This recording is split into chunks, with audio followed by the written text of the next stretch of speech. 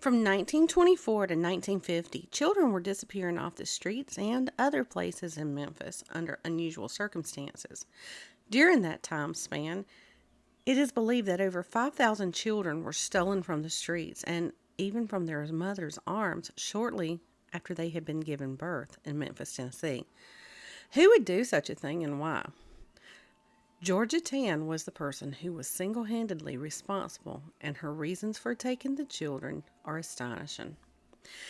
Good evening, y'all, and welcome to an all new episode of Mystery, Murder, and Mayhem. This is episode 114, and I'm your host, Andrea Lea. Thanks for joining me tonight. Tonight, I'm going to tell you the story of a woman who kept a Memphis orphanage fully stocked with children for those wishing to adopt a child.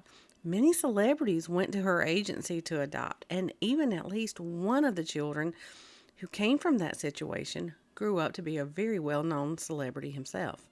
Stick around and I'm going to tell you all about it.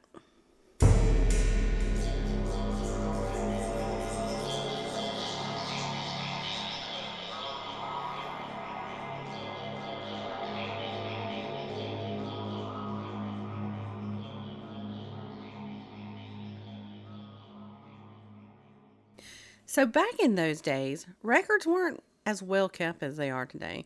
And even today, records can disappear either by technical issues or on purpose to hide dirty deeds. And with the case of Georgia Tann, there was a little bit of both going on. So who was Georgia Tann? She was born on July the 18th, 1861 in Philadelphia, Mississippi.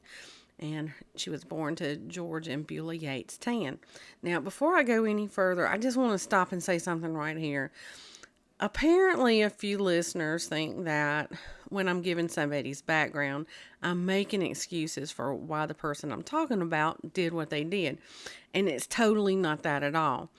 I'm only giving the background on that person because you kind of have to build the story of who that person is. You can't just be like, her name is blah, blah, blah, and they were accused of blah, blah, blah, and they went to jail. I mean, that would be the end. How boring would that be? Now, I like to give the background on the person I'm talking about, whether it's the person who committed the crime or the victim of the crime, and in a lot of cases, both of them, So last week, I literally had a person comment on a TikTok post saying that she was tired of me making excuses for criminals.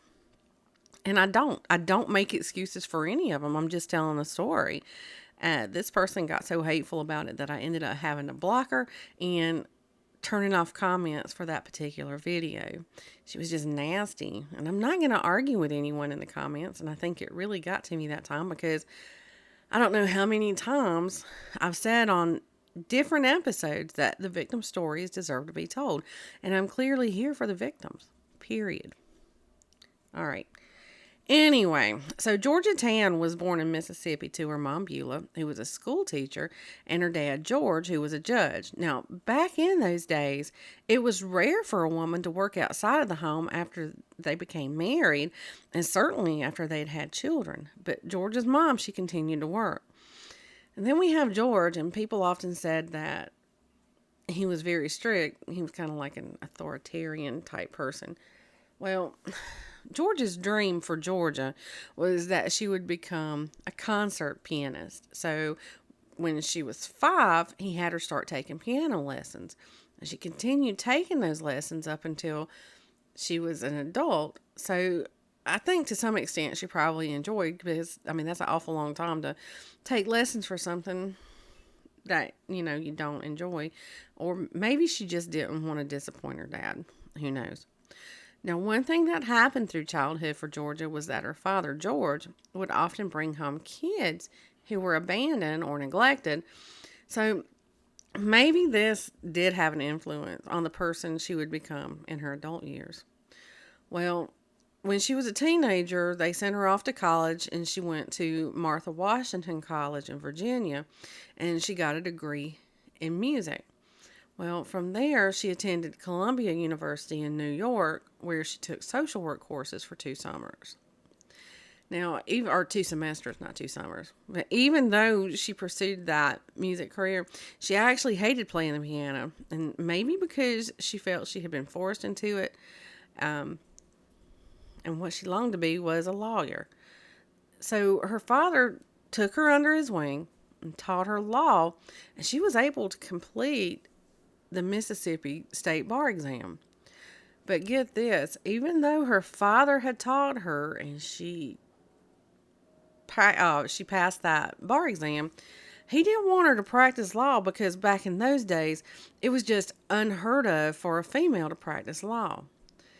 And, Georgia, she abided by what her dad said, but she had to do something with her life. So and since she didn't really have any desire to marry or have children, she threw herself into working as a social worker. Because remember, she had taken those courses. Well, she worked as a social worker for a short time in Texas, but she soon quit that job and she came back to Mississippi and she worked at the Mississippi Children's Home Society. And she worked there as their receiving officer or receiving director, sorry about that, at the Kate McWillie Powers Receiving Home for Children. But soon she was terminated from that job in 1924 because she had what they called questionable child placing methods. And I haven't really found out what they were talking about on that because I've dug and dug and I just can't come up with that. But anyway, it was after she lost that job that she moved to Tennessee. And she was hired there as the executive secretary at the Shelby County branch of the Tennessee Children's Home Society. And this adoption agency was the biggest in the state of Tennessee, with branches in Jackson, Knoxville, and Chattanooga. And she eventually took over that agency, and it was in 1924 that she began trafficking children. Now, the thing you need to know is that adoption wasn't this new thing in the 1920s. It was a very happening thing, but there just wasn't many regulations on adoptions back then. And sure, plenty of couples who couldn't have their own children were adopting babies, but the way that Georgia Tann went about these adoptions and providing children for adoption tarnished the act for a good long while. And after taking over the Tennessee Children's Home Society, she set out to make sure that there was always a good supply of children for prospective adopters to choose from. And it started with taking kids from very poor families who couldn't afford to raise them. And from there, Georgia Tann went down a deep, dark rabbit hole. Listen, I'm not going to tell you about a product unless it's something I love and I use it on a daily basis. And what I'm about to tell you about is one of those. Over the years, I packed on quite a few pounds from having babies, stress, eating for comfort, and now as a 51-year-old woman, hormones are not on my side at all. Now, I had been seeing people on social media talking about obvi. They were talking about how much weight they've lost and how they feel so much better. They had nothing but good things to say about it. Of course, I was skeptical, but you know what? I gave in and I gave it a try. And boy, am I glad that I did. Over the past 5 weeks since I started using it, I've lost 22 pounds. I haven't tried every single product that they have, but I have to say my favorite is the Collagenic Burn. 2 capsules at breakfast, another 2 at lunch, and I have energy for the entire day. And it's not that jittery energy and there's no crash when it's done doing its magic. And you experience that with a lot of products out there. Plus, my hair and nails are growing like crazy and my achy joints feel better each day. Your results may not be exactly the same as mine, but I encourage you to give it a try. Now, all you have to do is click the link in the episode description for my Avi, and then you can save 15% by using the promo code MYSTERYM. In the beginning, the society that Georgia Tann was running was well respected and was supported by the community. And Georgia had a lot of connections and a big, strong network of supporters. And one of those supporters was a Shelby County family court judge named Camille Kelly. And another one of those supporters was the mayor of Memphis at that time. His name was Edward Hull. And with the support from Hull and Kelly, Georgia Tann rose among the ranks. And I guess you could say she was running the adoption business in Tennessee.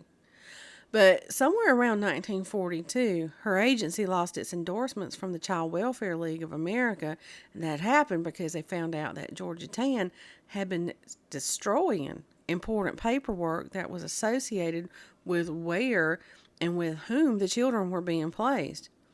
So, with that against her, she lost her license. Now, in return, Georgia Tann came back with that in Tennessee, adoptions were protected by privacy laws, and she hadn't violated anything. But even though that was the story she was sticking to, her agency or society remained unlicensed under Tennessee law. But that didn't stop Georgia Tann from operating. Nope. And she continued to operate up until the year of her death. So in 1950, Georgia Tann Society came under investigation, and what authorities found during that investigation was quite shocking. The short version of this was that Georgia Tann was running a black market for kids, but there's a lot more to it, so I'm not ending it there. Now, the biggest shocker out of this investigation was about how she was acquiring these children that she was adopting out. Now, some of those kids, like I said earlier, had come from poor families who couldn't afford to raise those kids. But others had come from inmates who had given birth while they were in the custody of the Tennessee mental institutions. Some of the children she had taken away from single parents. She'd go to these nursery schools that these kids were attending and basically just steal them. She'd tell people at those nursery schools that she was a welfare agent assigned to remove the children. And she just took those kids with no questions asked. And I guess the people that was working at the nursery schools, they had no reason to doubt her. But come on, something had to seem off about it, right? It just seems like at some point something would have clicked with the people working at those nursery schools. Now, she would also go into orphanages where parents had left their kids temporarily while they were sick or unemployed, and she'd take them. And other times, she would go into hospitals and find unwed mothers. And Georgia Tann would then, bribe the doctors and nurses into telling the mothers of these babies that their baby had either passed away or they had been stillborn. And sometimes she would just walk up to a kid on the street, offer them some ice cream or candy or something, and just snatch them. Can you believe the audacity of this woman? Well, just when you don't think it can get any worse, it does get worse. Most of these kids would be adopted out very quickly, and I'm going to assume that there was some money involved in these adoptions because of how she was going after these kids. But there were times that these kids didn't get adopted quickly, and they would have to live in Georgia Tann's house. And these kids were not well taken care of in her home either. And it was quite the opposite. And it's been reported that she neglected, she drugged some until they were adopted, she kept them asleep until they were adopted. And she physically, mentally, and sexually abused some of those kids. And there have even been rumors that some of those kids was even murdered. And as a matter of fact, during the 1930s, Memphis had one of the highest mortality rates in the country. And I'm willing to bet that Georgia Tann was responsible for a lot of those numbers. And remember how I mentioned that she had support from Judge Kelly and that mayor? Well, apparently their partnership was one of those money talk situations, as in bribery. And Georgia Tann would tell Judge Kelly that the kids came from homes where the parents couldn't provide for them. And Kelly would just push their adoptions through quickly just to get them off the books, I guess. And then Kelly would also take custody from mothers who were divorcing and put those kids with Georgia Tann. And later those kids would be adopted out to what they called better homes that could provide for them. And that's not the worst part. Kelly would then sign off on abandonment papers so that Georgia Tann could adopt them out. They're just all dirty people. And like I've said in the past, times aren't getting bad. This was back in the 20s and 30s and all the way up to the 1950 when this was happening. So things have always been kind of stinky. You know what I'm saying? But where the mayor came in on all of this was that Georgia Tann would pay him off for his protection from being investigated. complaints from families would come into his office where they were saying that Georgia Tann had stolen their children, and he would just, kind of take care of those situations. And there were also instances where he would help her get children. Now, like I said, somewhere around 5,000 children were adopted out of Georgia Tann society, and the majority of those kids were adopted by very wealthy folks. There were movie stars of the day like June Allison and her husband Dick Powell, and then there was John Crawford, Lana Turner, and even the governor of the state of New York who had adopted from her. And like I said, there was that one kid who grew up to be a celebrity himself that had been adopted through Georgia Tann. And I bet you'll never guess who it was. It was Ric Flair of wrestling fame. Yes, the nature boy himself. How crazy is that?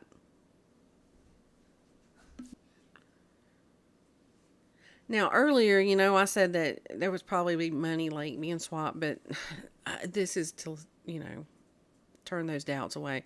Now, she was in the adoption business for the money, and she didn't really care who these kids went to. And there has been rumors that she had adopted teenage girls out to these sleazy single men. I mean, that's just gross, okay? There was also rumors that she had placed some kids in non-abusive homes, and some were even said to have been adopted to be laborers on farms. She was more of a business person than someone who cared about the welfare of children. She even ran ads for these kids in newspapers, and one of those ads near the holiday season started off with the line, quote, "Want a real live Christmas present?" End quote. Yeah, I mean, she was a disgusting, deplorable person, to say the least. So maybe it wasn't just about the money. I think she just didn't like kids for whatever reason, and I don't know. But let's talk about that money for a second. At that time, $7 was the fee for adoption in Tennessee, while in other states like Mississippi, Arkansas, and Missouri, it cost $750. But for an out-of-state adoption, and that's mostly what Georgia Tann was dealing with, it cost somewhere around $5,000. So yeah, Georgia Tann was getting rich, and she had been seen riding around in a black stretch limo with her own private chauffeur. So she was profiting off of these kids. It's just really sad to think that she was only in it for the money and not for finding kids these good homes or whatever. Now, like I said earlier, Georgia Tann Society had come under investigation. And there was a new governor in office, and he was really cracking down on that mayor and his criminal ways.